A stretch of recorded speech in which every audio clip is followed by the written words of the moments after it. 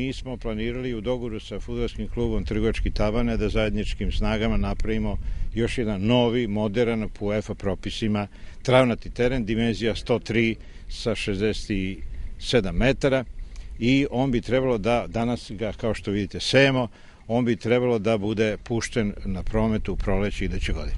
Šta je do sad sve urađeno? Ovde je urađena infrastruktura osnovna, znači postoje sve prateće prostorije za odigravanje utakmica, za delegata, svačionice i ujedno postoji jedna mala ovde tribina koja se planira da se napravi malo čvršća u nekom narednom periodu za bar 1000 gledalca.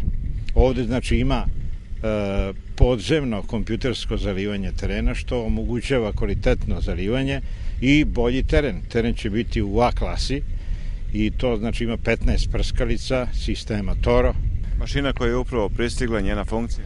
Mašina koja je pristigla ima funkciju da kvalitetno zaseje travu i mi ćemo sad baciti negde oko 400-450 kila trave, u stvari posejati mašinskim putem, što nije površinsko sejanje, nego je do nekle dubinsko. Da bi bilo kvalitetno na proleće, mora ovako da se seje. Da li je realno očekivati, kako rekao ste, da teren bude u funkciji do proleća? Jeste, to je realno. Znači od proleća puštamo ga u promet i tu će biti mlađe kategorije, tabanski, trgovački i po potrebi još neko iz fudbalskog kluba Jagodina.